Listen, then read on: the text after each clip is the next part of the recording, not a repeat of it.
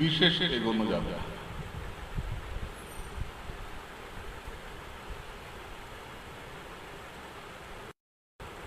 যতক্ষণ মনটা ভগবত চরণে না বসছে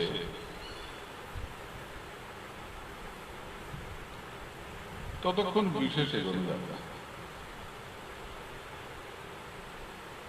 এবং শাস্ত্রে বলেছেন, আমি আমার মনের কথা বলছি, শাস্ত্রে বলেছেন মনোযোগী ননির্জিতং তুমমুনা তপস্যা। মন যদি সংযত না হয়, মন যদি এক জায়গাতে না বসে, তাহলে তপস্যা করে কোনো লাভ। তপস্যা কাকে বলে? যে কষ্টকর কর্ম শাস্ত্রে করতে বলেছেন। যেমন আজকে একাদশী, একাদশী যারা নিরম্ব করেন তাদের জন্য বেশ কষ্ট। সেটা যারা করেন না তারা শরবত খান, তারপরে ফল পান, তারপরে শাকার ইত্যাদি ইত্যাদি। তপস্যা, এই তপস্যা যতক্ষণ মনটা শান্ত না হচ্ছে, ভগবানকে দেখতে না পাচ্ছ, ততক্ষণ তপস্যা করে লাভ। তপস্যার ফল দিল না। আমাদের সব কথার মূল কথা তাকে দেখা, তাকে চোখের সামনে দেখা। কেন? মনে করো তুমি ভিক্ষা করতে গেছো, যদি ভিক্ষা করতে গেছো, কার কাছে ভিক্ষা করবো? যাকে সামনে পাবে তাকে তো বলবে দুটো পয়সা দাও, দুটো দাও। যাকে দেখতেই পাচ্ছ না তুই তাকে ভিক্ষা করবি। তো আগে তাকে সামনে দাঁড় করিয়ে তাকে দেখা, তারপর তার কাছে কিছু চাই। আমাদের যাবতীয় চেষ্টা ওই তাকে সামনে দাঁড় করাবার জন্য। এটা আমাদের সাধকদের জন্য। আবার মহাজনের কথা আছে যে আমরা চেষ্টা করি তাকে চোখের সামনে দেখার জন্য, আর তার পরিকররা চেষ্টা করে তাকে চোখের সামনে থেকে সরাবার জন্য। একবার যদি সম্পর্ক হয়ে যায়, তারপর তাড়ালেও যায়। দেবর্ষি নারদ যমুনার ধার ধরে হাঁটছেন। তো হাঁটতে হাঁটতে দেখছেন যে একজন ব্রজগোপী যমুনার ধারে বসে ধ্যান করছে। তো নারদ গিয়ে বলছেন যে তুমি যে বৃন্দাবনে কৃষ্ণ খেলা করছে, তা লীলা প্রকাশ করছেন, তা তুমি কার ধ্যান করছো? সে ব্রজগোপী বলছে আমি ধ্যান করছি কৃষ্ণকে তাড়াবার। কৃষ্ণকে তাড়াবার ধ্যান করছো কেন? আর বলো না, আমি সকালবেলা উঠেছি, সকালবেলা উঠে আমার শাশুড়ি বলেছে যে আরে বউ যা গিয়ে দুধটা দুয়ে নিয়ে আয়। আমি দুধ দোয়াতে গেছি, দুধ দোয়াতে আরম্ভ করেছি, এমন সময় কৃষ্ণ এসে গেছে। কৃষ্ণ এসে আমার পাশে দাঁড়িয়ে বলে ও বৌদি কি করো? দুধ দোয়া? হ্যাঁ। আমি একটু খাবো। কৃষ্ণ হা করেছে, হা করেছে অমনি আমি ওই দুধের বাট থেকে দুধ নিয়ে মুখের মধ্যে ফেলেছি, খুব করে পড়ছে, খুব করে। এই সময় শাশুড়ি ছুটে এসেছে, আরে বউ তুই সর্বনাশ করে দিলি। কেন? তুই সব দুধ মাটিতে ফেলে দিলি। কি হয়েছে তোরা? সব নাশ করে দিলি। তাকিয়ে দেখি কই কৃষ্ণ তো নাই। আমি যা দুধ দুইয়ে ফেলেছি সব তো মাটিতেই ফেলেছি, কৃষ্ণ তো আসে নাই। আমার ভেতরে ছিল, ভাবনায় ছিল, বাইরে এসেছে। ভেতরে ভাবছি আমি কৃষ্ণ এসেছে, কৃষ্ণ তো আসে নাই। খুব করে শাশুড়ি আমাকে 100 টাকা গালি দিল, ধান সেদ্ধ হচ্ছে, ধান পাট দিয়ে আগে যা, ধান পাট দিয়ে গিয়ে ধান পাট দিতে শুরু করলাম, ঢেকিতে পাট দিচ্ছি, কানাই বৌদি কি কর, ধান পাট দাও, কেমন আছে, কি করতে, গল্প হচ্ছে ধান পাট। শাশুড়ি হাজির, আরে বউ তুই মুখ ফিরিয়ে কার সঙ্গে বক বক করছিস? আরে ঢেকিতে ধান কোথায়, কি পাট দিচ্ছিস তুই? ওখানে ধান কিচ্ছু নেই, আর মুখ ফিরিয়ে বক বক করেই যাচ্ছিস, কি পাট দিচ্ছিস তুই? আরে কৃষ্ণ কোথায়?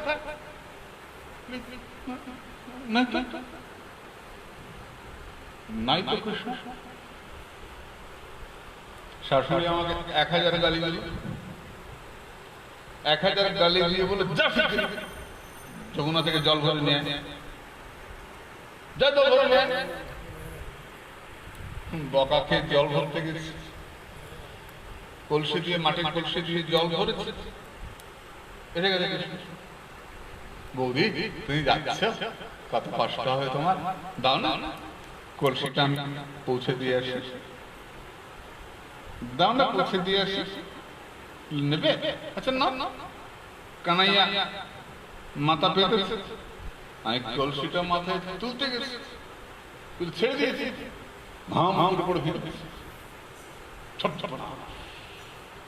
কৃষ্ণ তো নাই। কলসিটা ভেঙে ফেলেছি। তাই আমি যমুনার ধারে বসে ভাবছি, যতক্ষণ এই কৃষ্ণ মন থেকে না যাবে ততক্ষণ আমি আর সংসারে যাব না, ততক্ষণ আমার সংসার করা হবে না। যতক্ষণ কৃষ্ণ আমার মন থেকে না যাবে ততক্ষণ আমার সংসার করা হবে। তাই আমি যমুনার ধারে বসে ধ্যান করছি ওকে তাড়াবার জন্য। একবার যদি সম্পর্ক হয়ে যায় তাহলে সেই সম্পর্ক তুমি তাড়ালেও যাবে না, যেতে পারে। ভগবান আমাদের হৃদয়ে বসেন, কিন্তু হৃদয় থেকে যেতে পারে না।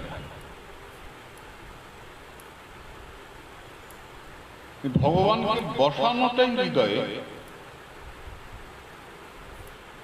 এত বড় ভগবান, তিনি আমার হৃদয়ে বসেন কি করে? এত বড় ভগবানকে হৃদয়ে বসানো যায়? গোস্বামীপাদ বললেন, সর্বশক্তিমন্তং জগদেক নাথং, তিনি সর্বশক্তিমান, তিনি জগতের নাথ। তিনি সর্বশক্তিমান, তিনি জগতের নাথ, তিনি আমার হৃদয়ে বসবেন কি করে? গোস্বামীপাদ বললেন, নিজ প্রভু বাহ। তিনি সর্বশক্তিমান হলেও, তিনি জগতের নাথ হলেও, তিনি তোমারই। যেমন জলকে আগুন দিলে বাতাস বাষ্প হয়ে অনেক বড় হয়ে যায়, আবার ঠান্ডায় বসালে ছোট হয়ে বরফ হয়ে যায়, তেমনি ভগবান তুমি যখন তত্ত্বের দৃষ্টিতে দেখবে, তখন ভগবান অনেক বড়, জগৎকে রক্ষা করছেন, জগৎকে চালাচ্ছেন। আর যখন ভালোবাসার দৃষ্টিতে দেখবে, তখন ভগবান খুব ছোট, তোমার জন্য একটু বাতাসা খাওয়ার জন্য, একটু নকুলদানা খাওয়ার জন্য, একটু সন্দেশ খাওয়ার জন্য অপেক্ষা করছে। তিনি অত বড়, তিনি এত ছোট। এত ছোট ঠাকুর ভগবান জগৎ চালাবে কি করে? বড় হলে চালাবে, ছোট হলে চালাবে কি করে? ঠাকুর রামকৃষ্ণকে একটা ছেলে এসে বলছে, ঠাকুর ঠাকুর তোমার মা এত ছোট, আর এই ছোট ছোট মা এত বড় সংসার চালায় কি করে? তুমি বলো মা বিশ্ব প্রসবিনী, মা জগৎ চালায়, মা জগতে সব থেকে বড়, মার থেকে বড় কিছু নাই, মা অনেক বড়।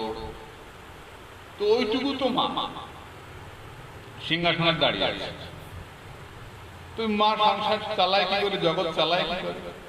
দাদা আমি মাকে জিজ্ঞেস করে, মাকে জিজ্ঞেস করে আসার পরে ঠাকুর মাকে জিজ্ঞেস করেছ? হ্যাঁ কি বললো তোমার মা? এই আকাশে ওটা কি রে? এখানে সূর্য। সূর্য এইটুকু সূর্য এত আলো দেয় কি করে? এইটুকু 5 নম্বর ফুটবল, এই 5 নম্বর ফুটবল সারা দেশকে আলো করে কি করে আলো দেয় রে? ও ঠাকুর 5 নম্বর ফুটবল কোথায়? এ তো পৃথিবী থেকে অনেক বড়, পৃথিবী থেকে অনেক বড়, অনেক দূরে আছে তো তাই তোমাকে অত ছোট মনে হচ্ছে, 5 নম্বর ফুটবল মনে হচ্ছে। ঠাকুর হেসে বললেন, শালা আমার মাও অনেক বড়, তুই মায়ের থেকে অনেক দূরে আছিস তো তাই মাকে ছোট মনে হচ্ছে। মার কাছে যা গিয়ে দেখবি মা কত বড়। যত দূরে থাকবো তত মাকে ছোট মনে হয়। মায়ের শক্তি কম কিছুই জানে না। মায়ের তত্ত্ব যত জানবো, ঈশ্বর তত্ত্ব, তত বড়। আর এটা জানতে হলে সদ্গুরুর কৃপা, সাধু সঙ্গ, সৎ কথা শ্রবণ এবং নিরন্তর বাদ দিয়ে না যে আজকে শুনলাম কালকে শুনলাম না, না বাদ দিয়ে না। যেমন কেন আমার তো গুরুর কাছে যেতে হবে, কেন শাস্ত্রের কাছে যেতে হবে, কেন আমি তো দেখে একটু পড়ে নেবো, একটা জানলেই তো হলো। মন ঠিক আছে তো সব ঠিক আছে, মনে মনে আমি ঠিক আছে। আমি এগোলে হবে না, গুরুকে দরকার, কে সাধুকে দরকার। এখানে দৃষ্টান্ত দিচ্ছেন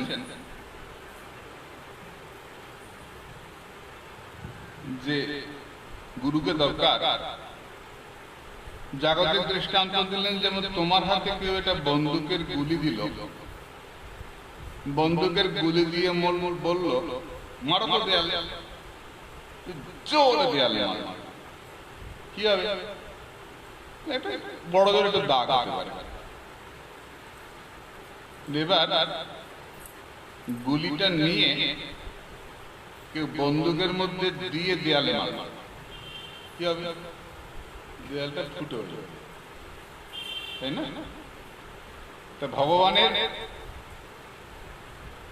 মন্ত্র বলো, কথা বলো, আমি নিজে করলে খুব বেশি এগোবো না, কিন্তু যখন সাধু মুখে, গুরু মুখে, মহতের মুখে শুনবো, তখন সেটা আমার পাষাণ হৃদয়টাকে ভেদ। তার জন্য আমাদের মহতের কাছে যাওয়া, সাধুর কাছে যাওয়া। কিন্তু আমাদের এই সাধনের ক্ষেত্রে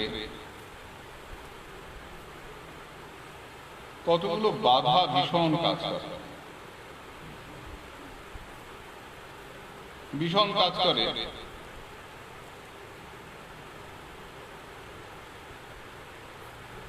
যেমন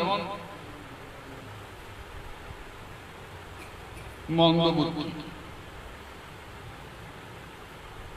বুদ্ধিটা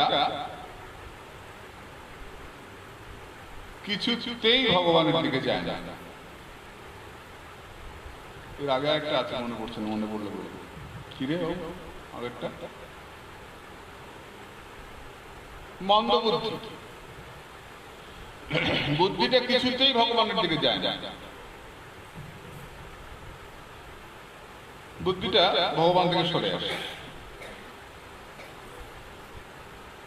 ঈশ্বরমুখী হয় না।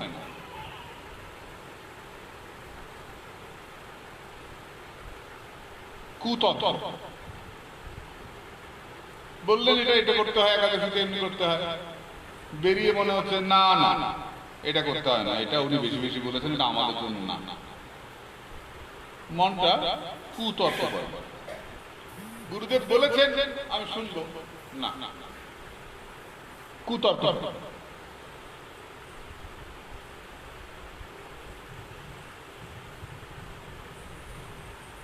বিপর্যয়।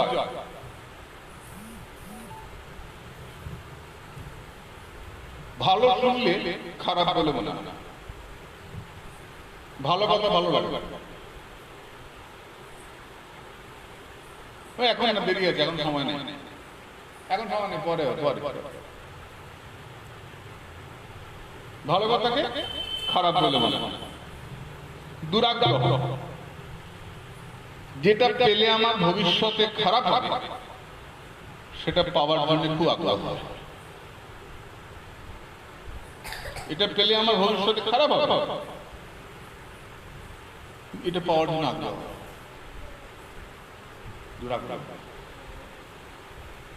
এগুলো আমাদের ভজনটাকে আটকে দেয়।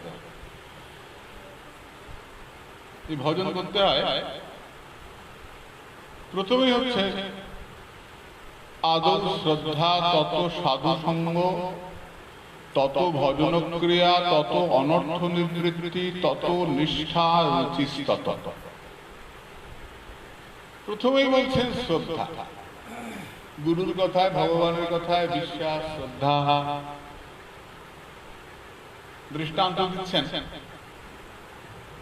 জাগতিক দৃষ্টান্তই ধরো। বলছেন একটা রাজকন্যা, মনে করো তার নাম বৈরাগ্যবতী, খুব ভালো রাজকন্যা। তো সে খুব সুন্দর কীর্তন করে, ঠাকুর ঘরে বসে খুব সুন্দর কীর্তন করে, আর খুব আকুল হয়ে কাঁদে আর বলে, গুরুদেব তুমি কবে আমায় কৃপা করবে, কবে আমার গুরু সঙ্গ হবে, কবে গুরু কৃপা হবে। খুব একা একা বসে, চোখের জল পড়ে। আর একটা চোর চুরি করতে এসছে, কান পেতে শুনছে যে রাজকন্যা কীর্তন করছে আর বলছে কবে আমার বৈরাগ্য হবে, কবে আমার ভজন হবে, কবে আমার গুরুদেব কৃপা করবেন, কবে সদ্গুরু কৃপা হবে।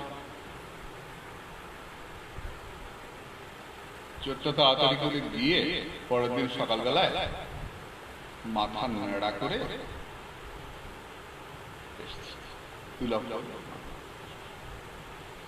রাজকন্যার কাছে আমার ভিক্ষা দাও, জল দাও, খাই। তো রাজকন্যা জল মিষ্টি নিয়ে যাচ্ছে,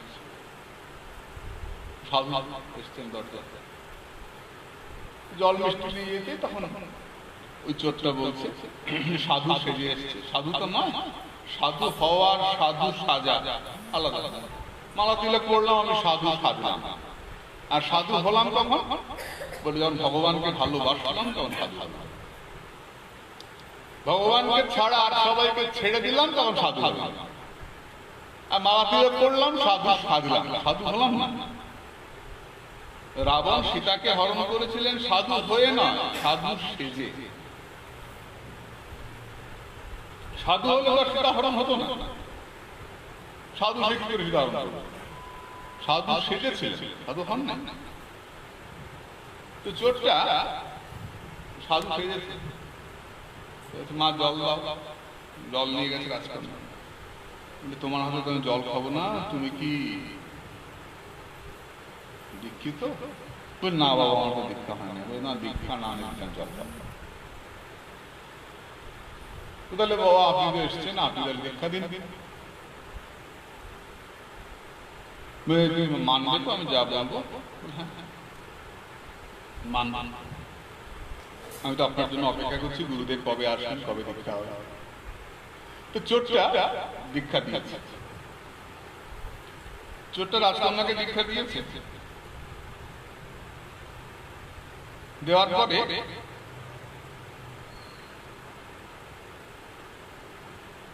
রাজকন্যা দীক্ষিত হয়েছে, তখন তো সে গুরুদেব বলছে চলো তোমাকে একটা পুজো করতে হবে, আমার সঙ্গে যেতে হবে। কোথায় যাবে? বনের মধ্যে।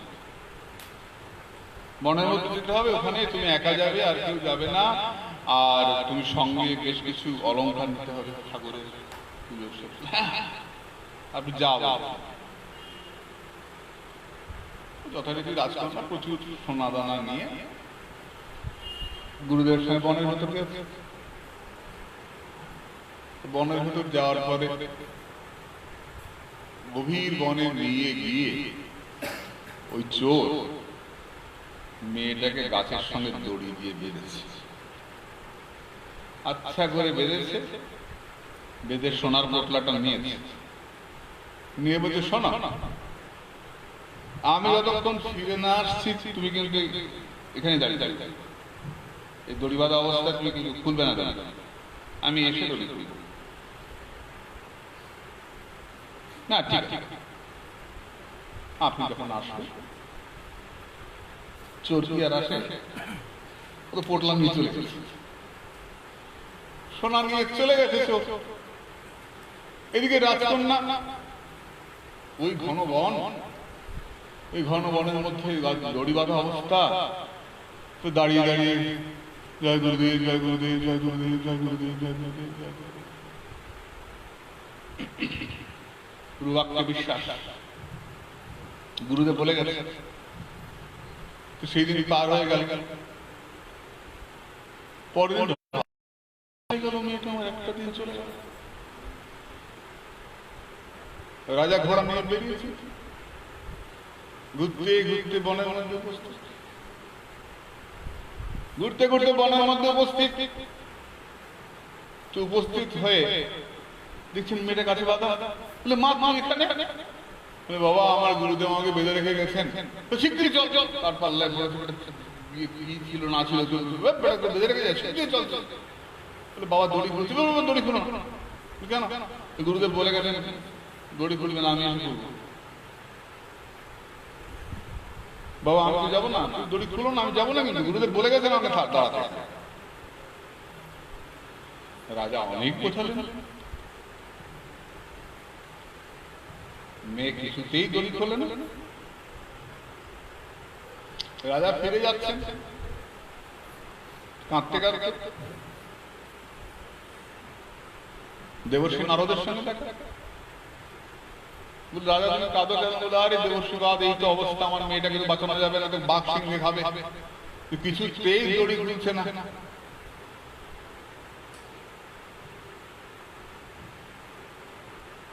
চলো আমি যাই। নারদ গেছে,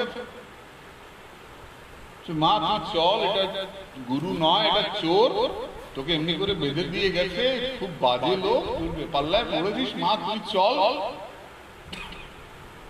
তোকে নিয়ে যাই, চল। দেবর্ষি নারদ, আপনাকে প্রণাম, আপনি আমার দড়ি খুলবেন না? আমার গুরুদেব বেঁধে দিয়ে গেছে। বলছি যে এটা গুরু নয়, এটা চোর, তোকে বেঁধে দিয়ে গেছে। বলছি যে বিশ্বাস করিস না? কি করে বিশ্বাস করবো দেবর্ষি যে উনার ভজন নাই, উনি গুরু নন? উনি গুরু না হতেন আর আমাকে না বাঁধতেন, তাহলে কি আমি দেবর্ষি নারদ আপনার দর্শন পেতাম? আপনার দর্শন পেয়েছি, গুরু বেঁধেছিল বলে আমি কি আপনার দর্শন পেতাম? আমার তো বিশ্বাস বেড়ে গেল যে গুরুর বাধায় আমি দেবর্ষি নারদের দর্শন পেয়েছি, আমি যাবো না। গুরু বলেছেন, গুরু মুখ পদ্মবাক করে করি মহাযজ্ঞ, গুরু বলেছেন। নারদ চলে গেলেন, ভগবানের সঙ্গে দেখা বৈকুণ্ঠে। ভগবান কি বললেন? ভগবান বললেন যে আমি যাই। মেয়েটা বিপদে পড়েছে, হা হা, এত গুরু নিষ্ঠা, তা আমি যাই। ভগবান সামনে এসে দাঁড়িয়ে আছে, বলে, বেটি তুই চল, অনেক হয়েছে, তোর দড়ি খুলে দি, তুই চল। মেয়েটা ভগবানকে প্রণাম করে, ভগবানকে প্রণাম করে প্রণাম করে বলি, ভগবান গুরু না হলে তো আমি দড়ি খুলবো না। তুমি এসছো ঠিক আছে, কিন্তু গুরু আমায় বলে গেছে তুই দাঁড়িয়ে থাকিস, আমি এসে দড়ি খুলবো। গুরু না হলে তো আমি যাবো না। যার ইচ্ছায় জগৎ চলে, ভগবান বড় বিপদে বলেছেন। নারদকে বলছেন, নারদ তুমি যাও গুরু খুঁজে আনো। বলে বেটা চোর পালিয়ে ইসলাম যাও সোনা দানা নিয়ে। বলে দেখো তো চোর যা করেছে করেছে, গুরু যা করেছে করেছে, এই মেয়েটা তো দড়ি খুলছে না, তো তুমি যাও দেখো পাও কিনা। নারদ খুঁজতে বেরিয়েছে। দেবর্ষি বাপ ঈশ্বরের অংশ ভগবান নারদ খুঁজে খুঁজে চোরকে ধরেছে। চোর তো হাঁস কচিয়ে গেছে। দেবর্ষি আপনি মেয়েটাকে বেঁধে দিয়ে চোরকে নিয়ে এসে চোর এসে দড়ি খুলে দিয়েছে। দড়ি খুলে দিতে মেয়েটা সাধু ওই চোরের চরণে পড়ে গেছে, গুরুর চরণে পড়ে গেছে। পড়ে গিয়ে বলছে, তোমার কৃপায় আমার গোবিন্দ দর্শন হচ্ছে, বলো আমি আগে কাকে প্রণাম করবো? আমি কি গুরুকে প্রণাম করবো না গোবিন্দকে প্রণাম করবো? তোমার কৃপায় আমার গোবিন্দ দর্শন হয়েছে, তুমি যদি না বাঁচতে গুরুদেব, তাহলে আমার গোবিন্দ দর্শন হতো না। মেয়েটার জন্য চোরেরও আর ঘরে ফেরা হলো না, চোরও সাধু হয়ে বৃন্দাবন চলে। গুরু সেজেছিল, শাস্ত্রে গিয়ে সত্যি সত্যি তিনি সাধু হয়ে গেলেন। এর নাম নিষ্ঠা, এর নাম গুরু বাক্যে বিশ্বাস। কিন্তু যদি মন্দবুদ্ধি, কুতর্ক, বুদ্ধিটা মন্দ, কিছুতেই ঈশ্বরমুখী হয় না। ভগবানের নাম পরে করবো, একাদশী পরে করবো, গলায় মালা পরে দেবো, দীক্ষা পরে নেব। মহাজন বলছেন যে একটা সাপ একটা ব্যাঙকে গিলে খাচ্ছে। ব্যাঙকে গিলে খেতে খেতে অর্ধেকের বেশি গিলে ফেলেছে। তো ব্যাঙটা ডাকছে, তো সাপটা গিলে খাচ্ছে।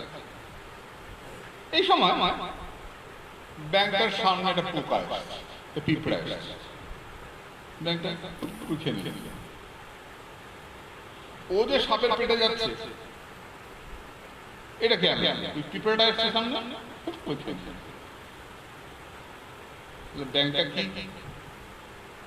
ব্যাংকটা আমার মতো মানুষ, বয়স বাড়ছে, অর্থাৎ মৃত্যু আমায় গিলছে। 50 বছর বয়স হয়েছে মানে আমার এখন 50 চলছে। 50 হয়েছে মানে আর 50 তো বাঁচবো না। 70 বাঁচি তাহলে 20 বাঁচবো, তেমনি এইটুকু খাওয়া হয়ে গেছে, এইটুকু বাকি। আর যদি 51 বাঁচি আর 1 বছর বাঁচি তাহলে এই পর্যন্ত খাওয়া হয়ে গেছে, সব খেয়ে ফেলেছে। যার 60 বছর বয়স হলে সে আর কতদিন বাঁচবে? 70 বছর। যত বয়স বাড়ছে মানে সাপ আমায় গিলছে, সাপ আমায় গিলছে। আমি এখনো পোকামাকড়ের দিকে তাকিয়ে আছি, এখনো পোকামাকড়ের দিকে তাকিয়ে আছি। বাড়ি হলে ভালো হতো, আরেকটা গাড়ি হলে ভালো হতো, আরেকটা চাকরি হলে ভালো হতো, আরেকটু পয়সা হলে ভালো হতো। তুমি সাপে গিলে ফেলছে, মহাকাল গিলছেন আমাদের, পুট করে চলে যাবে। মহাকালের এই অপ্রতিরোধ গতি কেউ ঠেকাতে পারে না। আজকে রাত্রে মরতে পারি, কাল সকালে মরতে পারি। মা গুরু ধন জন যৌবন গর্ভম হরতি নিমেষা কাল সর্বম। ভজ গোবিন্দম ভজ গোবিন্দম ভজ গোবিন্দম মৌনমতে। বলে না আমার তো গুরু ভক্তি আছে, কেন? এই শিষ্যটা গেছে গুরুদেবের কাছে, গুরুদেবের কাছে গেছে, কি বলছে, বাবা আপনার একটা ফটো আছে, খুব গুরু হবো। কেন বাবা তোর ফটো নাই? আমার চিত্রপট নাই। বলে হ্যাঁ আছে, বাড়িতে আছে, পুজো করি। তাহলে আর নিবি কেন? তাহলে আর নিবি কেন? দোকানে রাখা, দোকানে রাখা, দোকানে রাখা। ওই না বাবা, ওই দোকানে যখন খদ্দের আসে তখন তো অনেক মিথ্যে কথা বলতে হয়, তা আপনার ফটোটা রাখলে ফটোটা ছুঁয়ে বলা যায়, গুরুদেবের দিব্যি দিয়ে বলছি, এই গুরুকে ছুঁয়ে বলছি, ওই আপনাকে ছুঁয়ে মিথ্যে কথাটা বলা যাচ্ছে এমনি না, বাড়িতে ফটো আছে, আপনাকে ছুঁয়ে মিথ্যে কথাটা বলবো। তাই বিশ্রম্ভেন গুরু সেবা, ভক্তির রসামৃত সিন্ধুতে বলেছেন। আর গোস্বামীপাদ বলেছেন আদৌ শ্রদ্ধা, প্রথমে বিশ্বাস। যদি সাধন ক্ষেত্রে কুতর্ক করো, সাধনে করবে।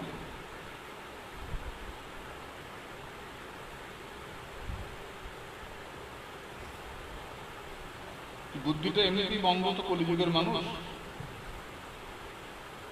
খারাপ কথাটা আমাদের বেশি মনে থাকে, ভালো কথাটা কম মনে থাকে। কেউ গালাগালি দিলে বহুদিন পরে মনে থাকে। তোর বাড়ি গেছিলাম, কি কথা কইছিলি আমার মনে নাই, মনে আছে, সারা জীবন মনে। পাঠ শুনতে গেছিলা, কি শুনছো? বলে শুনছি, ভালো কথা কইছে, শুনছো, বুঝলা গেছি, লক্ষ্য করে দেখবি ভালো কথা আমার তো একেবারেই থাকে না, একেবারেই থাকে না, একেবারেই। তাই মহাজন বলছেন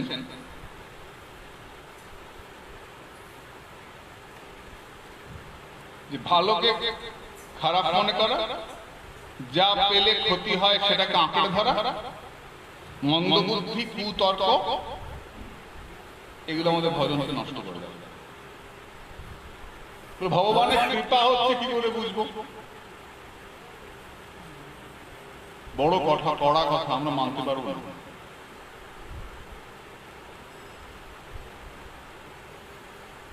বড় কড়া কথা আমাদের সংসার জীবনে মানা সম্ভব। বলবো, শুনে রাখ,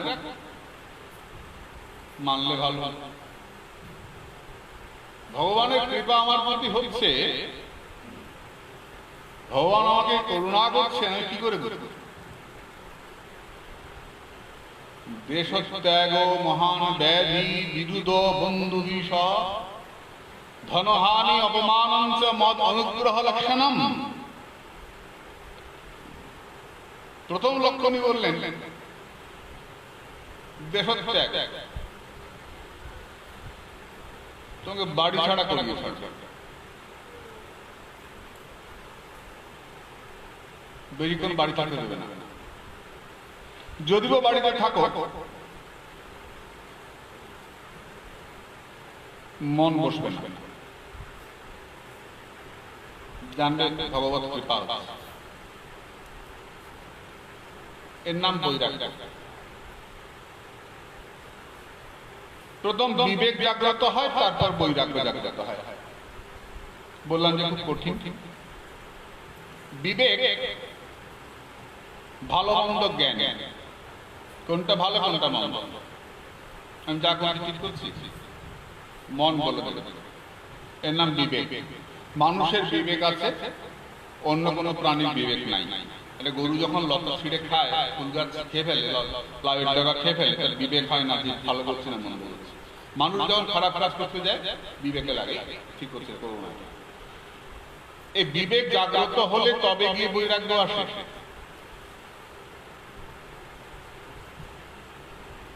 বিবেক থেকে বৈরাগ্য আসে। যতক্ষণ বিবেক জাগ্রত না হয়, ভালো মন্দ বোধ না আসে না, ততক্ষণ বৈরাগ্য আসে। যার বিবেক যুক্ত হয়ে গেছে তাই কি বলা হয়? পশু। আমরা বলি না মানুষকে পশু বলি, মানুষকে দেবতা বলি, তো বিবেক, এই বিবেক জাগ্রত হলে বৈরাগ্য আসে।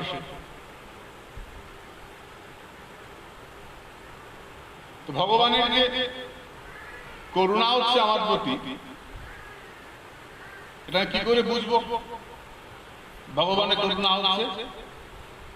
প্রথমেই বললেন দেশত্যাগ, তোমাকে বাড়িতে থাকতে দেবে না, বাড়িতে থাকলেও মন বসবে না। সংসার করবো না? হ্যাঁ করবো। তো কি করে করবো? ঠাকুর রামকৃষ্ণ বলছেন, ওরে তেল মেখে কাঁঠাল ভাঙতে হয়, হাতে তেল মেখে কাঁঠাল ভাঙতে হয়, তাহলে কাঁঠালের আশাটা হাতে লাগে না। বিবেক। বৈরাগ্য, হলুদ মেখে জলে নামলে কুমিরে ধরে না, বৈরাগ্য মাথা থাকলে সংসারে আটকায় না। ভগবানের অনুগ্রহের প্রথম লক্ষণ বললেন দেশত্যাগ। যেমন দৃষ্টান্ত দিচ্ছেন বিদুর। বিদুরকে দুর্যোধন অপমান করলেন, বার করে দাও, বললেন না? বিদুর বললেন বার করতে হবে না, আমি এমনি যাচ্ছি, আমি চলে যাচ্ছি। বিদুর ধনুর্বাণটা রেখে চলে গেলেন। কেন? বিদুর দেখলেন যেটা এমনি মরবে, আমি আর মেরে কি করবো, মরার পরই আসে। বিদুর দেশত্যাগী, বাড়ি ছেড়ে চলে গেলেন, কত কত জায়গায় করলেন, কত মহতের সঙ্গ করলেন, উদ্ধবের সঙ্গ করলেন, মৈত্রেয় মুনির সঙ্গ করলেন, কত কত সৎ কথা শুনলেন, পরিপূর্ণ হলেন। ভগবত কৃপা। ভগবান সবাইকে ধন দেয় না বাবা, যার যেমন দরকার ভগবান তাকে তেমন দেয়। গরম জল দরকার, ঠান্ডা জল দিয়ে দাও, উল্টো ফল হবে। একজনের গরম জল দরকার, ঠান্ডা জল দিয়ে দাও, উল্টো ফল হবে। ঠান্ডা জল দরকার, গরম জল দিয়ে দিলে উল্টো ফল হবে। যার যেটা দরকার ভগবান তাকে সেরকম দেন। না হলে সুদামা মিত্র ভগবানের কাছে গেলেন, টাকা চাইতে গেলেন না, তার বউয়ের কথা গেলেন তো, বউ বললো যে যাও, তোমার বন্ধু এত বড় লোক রাজা, তাকে টাকা চেয়ে এসো। ভগবান কি সুদামাকে টাকা দিলেন? দিলেন না, বউকে দিলেন। বন্ধুর বউকে এসে দিলেন, কিন্তু সুদামাকে কোনো টাকা দিলেন না। কেন? সুদামার টাকার দরকার ছিল না। সুদামা ব্রহ্ম ব্যক্তি, সুদামা গোবিন্দ দর্শন করতে গেছেন। ব্রহ্ম চিন্তা তার অন্তরে বাহিরে, তার অর্থের প্রয়োজন নাই। তাই সুদামাকে ভগবান টাকা দিলেন না, তার বউকে টাকা দিলেন। যার যেটা দরকার ভগবান তাকে দেবেন। এই বিদুর তিনি সংসার ত্যাগ করে চলে গেলেন, দেশে দেশে ঘুরলেন, কত ঘুরলেন, কত ঘুরলেন, কত সাধু সঙ্গ পেলেন। যুদ্ধের শেষ ফিরে এলেন, ফিরে এসে দেখলেন ধৃতরাষ্ট্র গান্ধারী তখনও বেঁচে আছেন, তাদেরকে নিয়ে ভজন করতে চলে গেলেন। এটা বাড়ি থাকলে হতো কিনা জানি না। দেশত্যাগ। আমি তো বাড়িতে থাকতেই পারি না, ভগবত কৃপা, ভগবত কৃপা। সাধু সঙ্গ হয়, মহৎ সঙ্গ করতে তুমি বাড়ি ছেড়ে যাও, বাড়ি ছেড়ে গিয়ে যদি মহৎ সঙ্গ করো, সাধু সঙ্গ করো, তুমি জানবে ভগবত কৃপা। ভগবত কৃপা হয়।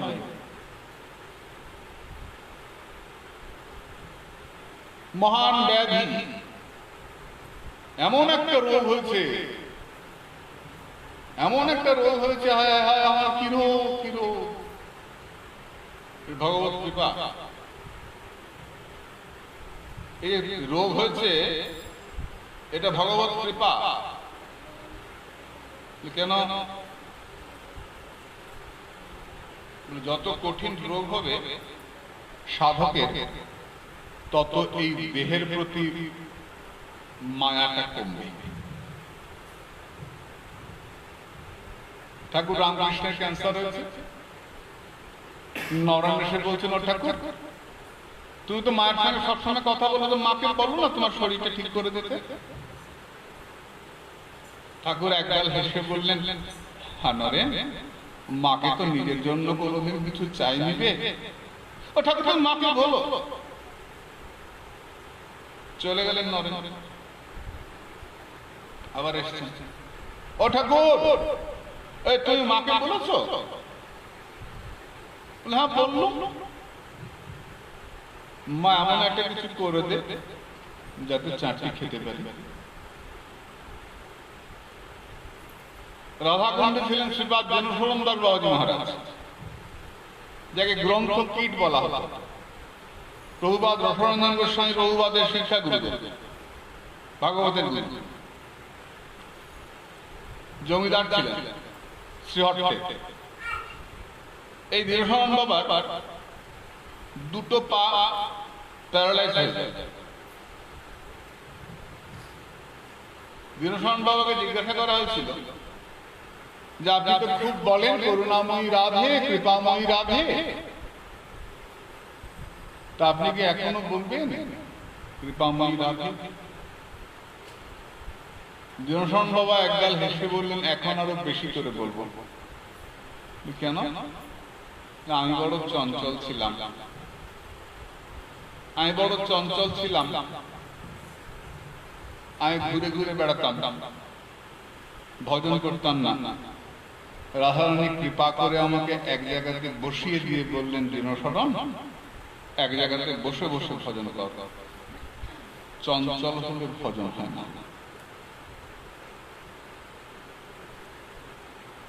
তুই মহান ব্যাধি সাধককে স্থির হতে সাহায্য করে, এই শরীরটার প্রতি আসক্তি কমাতে সাহায্য করে। একটা কথা আমাদের সবসময় মনে রাখতে পারলে ভালো, মহাকাল কিন্তু আমাদের দিচ্ছে, সময় আর বেশি নাই, সাবধান হতে হবে।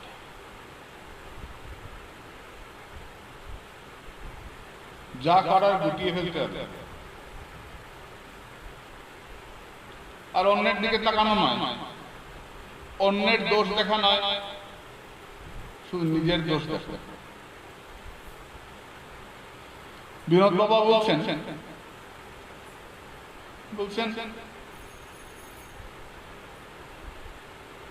তুমি যখন অন্যকে আঙুল দেখাও, কিভাবে দেখাও? কিভাবে দেখাও?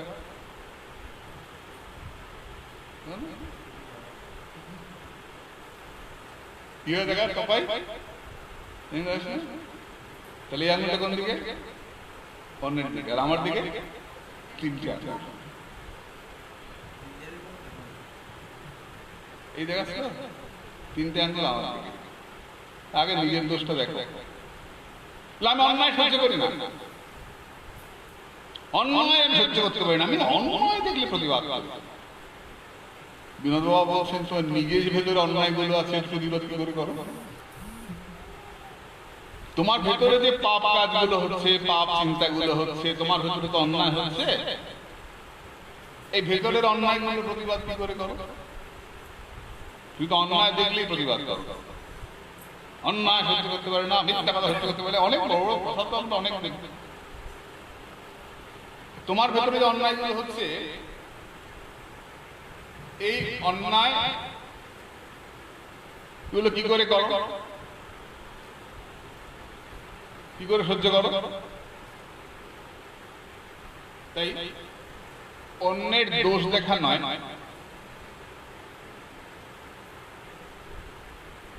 যা দোষ দেখবে নিজের দোষ। অনেক অনেক কঠিন কঠিন কথা আমরা সোজা করে বলছি।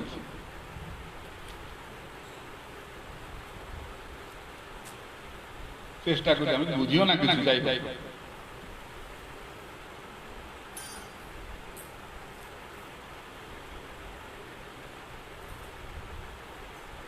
দেশত্যাগ মহান ব্যাধি।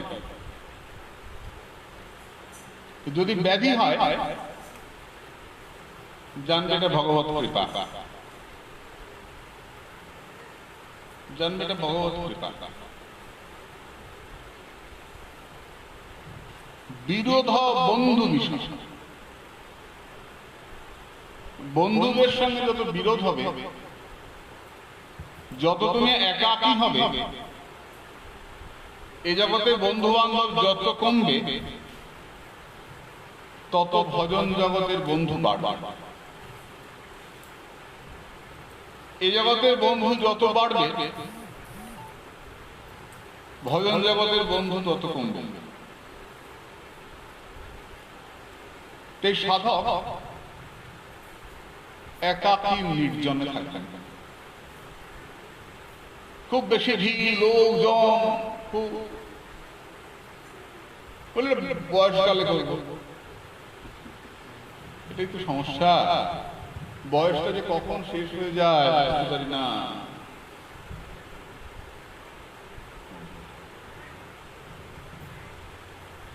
বয়সটা যে কখন শেষ হয়ে যায় বুঝতে পারি না,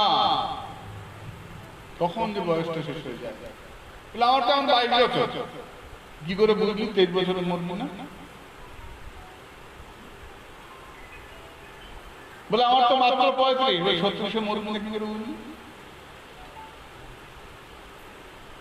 সাধন কোন অবস্থায় আরম্ভ করা যায়? একদম ছোট ছোট,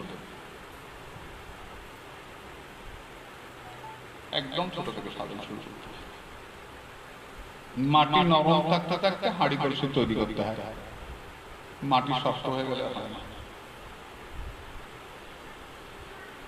এই জগতের বন্ধু যত কমবে না, জানবে সাধন ভগবত কৃপা হচ্ছে সাধন।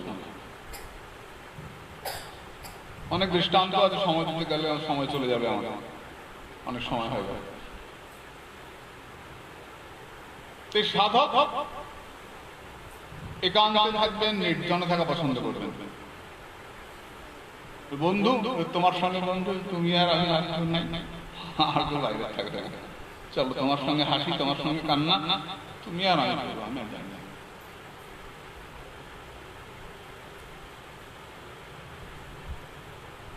ধনহানি অপমান, টাকা যত বাড়বে জানবে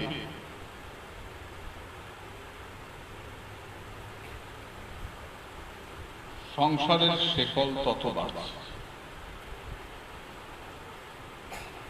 আমি বিনোদ বাবাকে প্রশ্ন করেছিলাম যে বৃন্দাবনে সরগোস্বামীর এত বড় বড় মন্দির, এরকম করে দেখতে হয় মন্দির। গোবিন্দ মন্দির ঔরঙ্গজেবের সৈন্যরা ভেঙে দিয়েছে, 7 তলা মন্দির 4 তলা ভেঙেছে, এখন 3 তলা আছে। এখন যে 3 তলা তা দেখতে এমনি করে দেখতে হয়। ওই মন্দিরের উপর 1 মণ ঘিয়ের প্রদীপ জ্বলছে, আর প্রবল হিন্দু বিদ্বেষী ঔরঙ্গজেব আগ্রা থেকে দেখছেন যে আলো দেখা যাচ্ছে বৃন্দাবনে। কিসের আলো? গোবিন্দ মন্দিরের উপরে 1 মণ ঘিয়ের প্রদীপ জ্বলছে। আমার রাজ্যে হিন্দুদের এত বড় মন্দির, কামান লেগে ভেঙে দাও। গোবিন্দকে আগে লুকিয়ে জয়পুরে নিয়ে যাওয়া হয়েছিল, জয়পুর হিন্দু রাজ্য, রাজস্থান, এবং 4 তলা ভেঙে দিয়ে জায়গাটার নাম পাথরপুরা। এত পাথর পড়েছিল, ভাঙা মন্দিরের পাথর, পাথরপুরা নাম জায়গা। বড়ই কষ্টের ইতিহাস। তা আমি বিনোদ বাবাকে জিজ্ঞেস করেছিলাম যে সর্বত্যাগী সাধক কৌপিন পড়ে থাকেন সাধুরা, সরগোস্বামী, জয়রূপ, সনাতন ভট্ট রঘুনাথ, সুদীপ গোপাল ভট্ট, দাস রঘুনাথ, একে এক একজনে নব বৃন্দাবনের সেবা কি রাজ সেবা। তাহলে ধনহানি, ধন না থাকলে এই সেবা হয় করতে। তারা তো মন্দির করেছিলেন। বিনোদ বাবা উত্তর দিয়েছিলেন তারা মন্দির করেছিলেন ভগবানের জন্য, নিজে মহন্ত হয়ে এসি রুমে বসেন নাই, নিজেই পাতার কুটিরেই ছিলেন। নিজে মহন্ত হয়ে এসি রুমে বসেন নাই, নিজে পাতার কুটিরেই ছিলেন।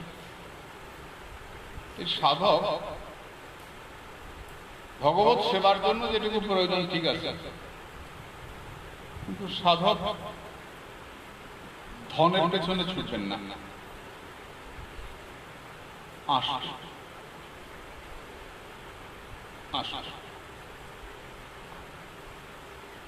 আমরা সমস্ত সাধকদের জীবনে প্রত্যেকে এসে যায়। সাধক ধনের পেছনে ছোটেন।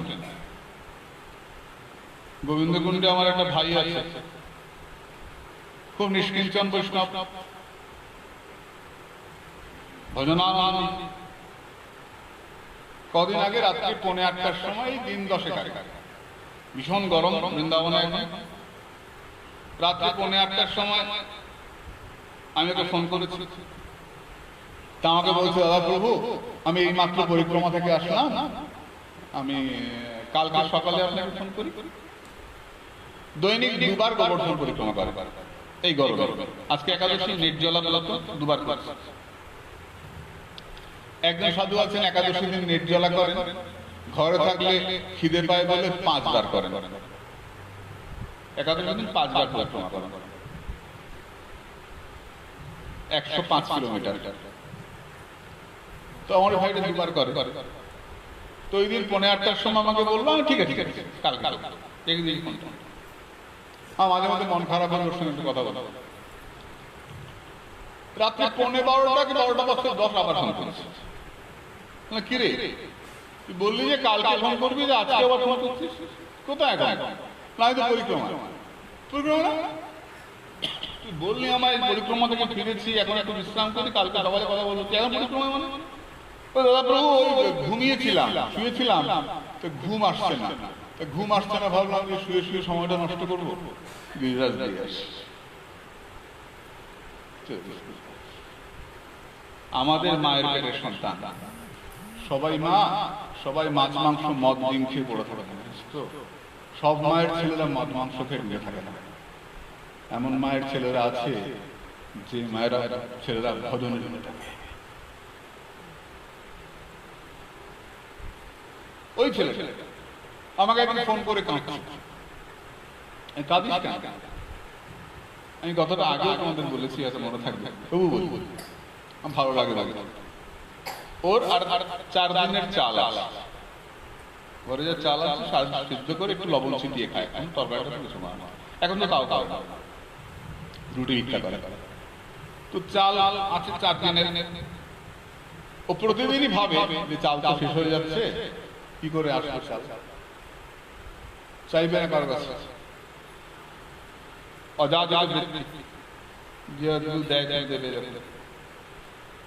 তো ওই দিন চাল একেবারে শেষ, ওই দিন রান্না করলে একেবারে শেষ। মালা জপ করছে ঘরে বসে, ঘরে আমি গেছি কুটিয়ায়, ছোট্ট ঘর, মালা জপ করছে আর ভাবছি যে এখন তো চাল আজকে তো শেষ হয়ে যাবে, কাল কি হবে। জপতে জপতে মালা বিশ্রাম হয়েছে, মালাটা রেখে দরজাটা খুলেছে। দরজা খুলতেই দেখছে দরজার ঢুকের মধ্যে কে যেন 10 কেজির চাল ঝুলিয়ে দিয়ে গেছে। হাউ হাউ করে কাঁদছে, আমাকে বলছে, দাদা প্রভু, আমি যার চরণ তলে আছি তিনি তো দেখছেন, আমি কেন চাইলাম? তার মানে আমার বিশ্বাস নাই তিনি দেবেন, আমি কেন চাইলাম? তিনি তো দেখছেন। এর নাম হচ্ছে সাধক, ঈশ্বরের প্রতি দৃঢ় বিশ্বাস। তাই ধনহানি সাধকের ক্ষেত্রে যদি ধন কমে যায়, বলছেন মদ অনুগ্রহ লক্ষণম, এটা ভগবত কৃপা বলে জানবেন। অপমান, যদি সাধকের অপমান হয়, কেউ গাল দেয়, এটা কৃপা বলে জানবেন। দ্রৌপদীর অপমান না হলে কৃষ্ণ দ্রৌপদীকে বাঁচাতে আসতেন না। যখন দ্রৌপদীকে কাপড় ধরে টানছে দুঃশাসন, কৃষ্ণ এলেন তো দ্রৌপদীকে বাঁচাতে। পরে একদিন দ্রৌপদী কৃষ্ণকে জিজ্ঞাসা করছেন যে বন্ধু, তুমি তো দেখলে আমার কাপড় ধরে টানছে, তুমি এলে না কেন আমার বাঁচাতে? সঙ্গে সঙ্গে এলে না কেন? কৃষ্ণ বলছেন, সখী তুমি তো প্রথম আমাকে ডাকা নাই, প্রথম তুমি স্বামীদেরকে ডেকেছো, স্বামীরা তোমায় রক্ষা করে নাই। তারপর তুমি ভীষ্মদেব, পিতামহ, দ্রোণাচার্য ইত্যাদি ইত্যাদি এদেরকে সবাইকে ডেকেছো, সবাইকে বলেছো, তারা তোমাকে রক্ষা করে নাই। তারপর তুমি নিজে কাপড়টা ধরে বাঁচবার চেষ্টা করেছো, তারা তোমাকে রক্ষা করে, তখন নিজেও পারো নাই রক্ষা পেতে, কাপড় ধরে টানছো কিন্তু রক্ষা পাচ্ছ না। যখন নিজে চেষ্টা করে পারছো না, তখন তুমি রক্ষা করো গোবিন্দ বলে ডেকেছো। তখন আমি এসেছি, আগেই আমাকে ডাকলে তাহলে প্রথমেই আমি আসতাম না, তোমাকে ডাকার একটু পরে তুমি এসেছো, আর একটু আগে আসলে একটু পরে, আগেই তো আসতাম।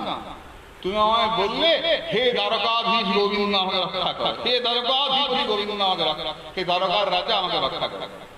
আমার কি করতে হলো? আমাকে আবার এখান থেকে দ্বারকায় যেতে হলো, দ্বারকা থেকে এখানে আবার আসতে হলো।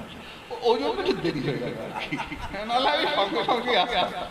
কিন্তু তুমি আমাকে বলেছো যে হে দ্বারকাধীশ গোবিন্দ তুমি আমাকে রক্ষা কর, দ্বারকা ঘুরে আসতে হলো, তো একটু দেরি হয়ে গেল। দ্রৌপদীর যদি অপমান না হতো তাই দ্রৌপদী ভগবানকে ডাকতেন না। অপমানটা ভগবত কৃপা। এই সংসারে যত আমরা দুঃখ পাই তত বেশি ভগবানকে ডাকে, যত কষ্ট পাই অপমানিত হই তত ভগবানকে ডাকে। এটা ভগবত কৃপা।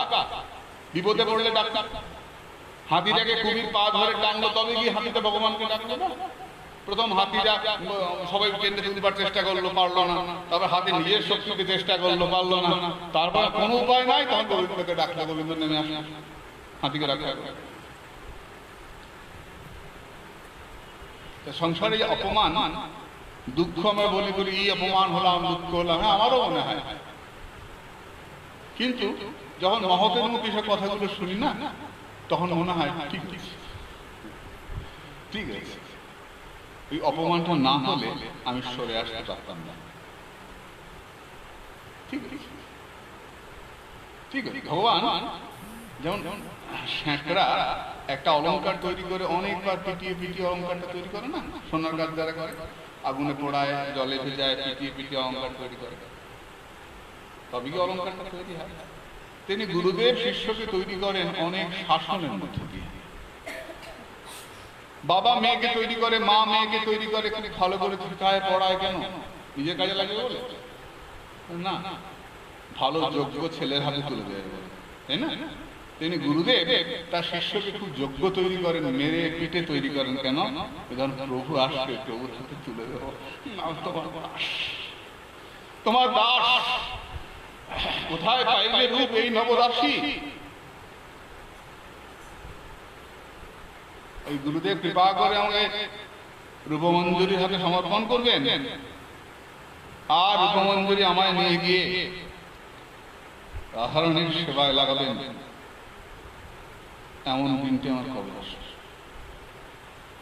দেশত্যাগ মহান ব্যাধি, বিরোধ বন্ধু বিষয়, ধনহানি অপমান মদ অনুগ্রহ লক্ষণম। এই পাঁচটা যদি জীবনে আসে, বাড়ি থাকতে পারবে না, বাড়ি ছাড়া করে ছাড়বে। রাধারানী বলছেন, ভ্রমর, আমরা তো গোবিন্দের সঙ্গ করেছি, তাই আমাদের এত কাঁদতে হয়। জানিস ভ্রমর, তোর গোবিন্দ এত নিষ্ঠুর যে তোর গোবিন্দের সঙ্গ করে নাই, শুধু গোবিন্দ নামটা মুখে উচ্চারণ করেছে। ভ্রমর, জানিস তাকেও বাড়ি থাকতে দেয় না, যেটুকু সম্পত্তি আছে সেটুকু সম্পত্তি ছাড়িয়ে দিয়ে বৃন্দাবনের রাস্তায় রাস্তায় বিক্রি করে বেড়াতে হয়। যে তোর গোবিন্দের নামটা নিয়েছে তাকেও বৃন্দাবনের রাস্তায় বিক্রি করে বেড়াতে হয় রে ভ্রমর। সেও হা কৃষ্ণ বলে বিক্রি করে বেড়ায়। তারপরেও বলছিস তোর কৃষ্ণ ভালো, তাকে ভালো বলতে হবে। ভগবত কৃপা, ভগবত কৃপা মনে করে ভজনের আসনে শ্রবণ কীর্তন, এখন তো সুবিধা হয়েছে, এখন তো ইলেকট্রনিক যন্ত্র, মোবাইল বাজে, মোবাইলে অনেক ভালো ভালো হরিকথা শোনা যায়, মনে অনেক আনন্দ হয়, অনেক আনন্দ হয়। আমি আজকে সাধক বামা খাবার দেখছিলাম, কি আকুলতা মায়ের প্রতি, মা মা করে কি কান্না, তবে না মা আসে, তবে না আসে, তাই না? তো ভালোবাসা জাগাতে না, যাচ্ছে না, এমনিতে জাগে না, এমনিতে ভালোবাসা জাগে না। একটা মেয়ের বিয়ে হয়, বিয়ে হয়ে যাওয়ার সময় কিরম কাঁদতে কাঁদতে যায়, তোর কিরম কাঁদতে কাঁদতে এসেছিলি, এসেছিলি না মনে নেই? কিরম কেঁদেছিলি? হ্যাঁ, কাঁদতে কাঁদতে এসেছিলি, সে ধরে রাখা যায় না, গড়িয়ে পড়ে যায়, আবার তুলে দেয় গায়ে, আবার কাদের সাথে তোরা এসেছিলি তো বলে আসে না, ভুলে গেছে। তো মেয়েরা কিন্তু কাঁদে কাঁদে না, দেখবে মেয়েটা খুব কাঁদে, ছেলেটা একটুও কাঁদে না, ছেলেটা গম্ভীর হয়ে একটু যদি মানে সম্বন্ধ করে ঠিকভাবে বিয়ে হয়, আর যদি মা আমি অমুকের সঙ্গে চলে গেলাম, ঠিকঠাক যদি বিয়ে হয় তাহলে দেখবি ছেলেটা গম্ভীর হয়ে দর্পণটা ধরে, সেটা কেন গম্ভীর হয়ে থাকে, ছেলেটা কাঁদে না, মেয়েটা খুব কাঁদে, সেটা মনে মনে ভাবে তুই তো আজকে কাঁদতাস, আমারও তো সারা জীবন কাঁদতে লাগে, সেটা গম্ভীর হয়ে ভাবতে থাকে, আমাকে তো সারা জীবন কাঁদতে লাগবো, মেয়েটাকে টেনে তোলা হয় গাড়িতে, কাঁদতে কাঁদতে উঠে মেয়েটা আবার কান্নাকাটি খুব চলে।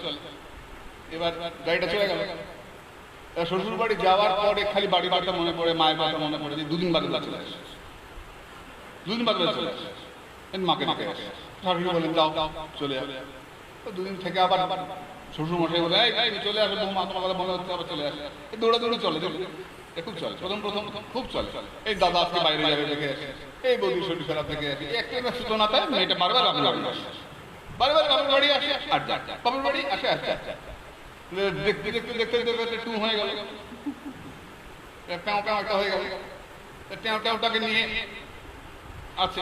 তো মা বলে কি রে আসিস না, কতদিন করে দেখি না আসিস না, বলে মা তোমার নাকি জন্মে জ্বর হয়েছে, কদিন পরে যাই, তারপরে আর কদিন গেলে কি আসিস না, তোমার জামাই ছুটি পায় না, মা এটা থাক, লক্ষ্য করে দেখ, আস্তে আস্তে আস্তে আস্তে আস্তে আস্তে আস্তে আগে মাসে একদিন যেত, 15 দিনে একদিন যেত, সপ্তাহে একদিন যেত, আস্তে আস্তে বছরে একদিন যায় কিনা যায়, কেন বলে শ্বশুর বাড়িটাকে ভালোবেসে ফেলেছে, বাপের বাড়ির টানটা কমে গেছে, তারপরে আস্তে আস্তে আস্তে আস্তে বাপের বাড়ির টান উঠেই গেল, শ্বশুর বাড়িটাকে কি বলে আমার বাড়ি, শ্বশুর বাড়িটা আমার বাড়ি, ওইটা বাপের বাড়ি, এতদিন ছিল বাপের বাড়িটা আমার বাড়ি, এটা আমার শ্বশুর বাড়ি, এখন যে শ্বশুর বাড়িটা আমার বাড়ি, বাপের বাড়িটা বাপের বাড়ি, কেন শ্বশুর বাড়িতে ভালোবাসা এসে গেছে, বাপের বাড়িটা পর হয়ে গেছে। তেমনি গুরুদেব যখন আমার ভগবানের কাছে নিয়ে যাবে, ভগবানকে ভালোবাসা আবার বাড়ির কথা মনে হয়, আবার ভগবানকে ভালোবাসি, ভগবানের নাম করি, আবার সংসারের কথা মনে হয়, আবার নাম করি, নাম করা ছাড়লে চলবে না, হ্যাঁ নাম করা ছাড়লে চলবে না, নাম করতে নাম করতে নাম করতে দেখবি দেখবি দেখবি দেখবি বাপের বাড়িতে তো ভুলিয়ে দিচ্ছি, ভগবানের ঘর মন্দিরটাই আমাদের নিজের বাড়ি হয়ে গেছে, ভগবানের আসনটাই আমাদের প্রিয় হয়ে গেছে, ভগবানের ঘরটাই আমাদের প্রিয় হয়ে গেছে। তাই আমরা এই রথযাত্রায়, রথ হচ্ছে এই দেহটা আর আত্মা হচ্ছে রথী, এই দেহটাকে আমরা ভগবানের দিকে নিয়ে যাব, দেহটাকে ভগবানের দিকে নিয়ে যাব। গুরুদেব কান্ডারি, গুরুদেব কৃপা করে আমাদের সামনে থাকবেন, গুরু বাক্যে বিশ্বাস, গুরু বাক্য মাথায় নিয়ে কেমন। এখন আমরা জগন্নাথকে নামাতে যাই, অনেক রাত হয়ে গেল, তবে আরতি হবেন, আজকে এটুকু থাক। নিতাই গৌর সীতানাথ প্রেমানন্দে।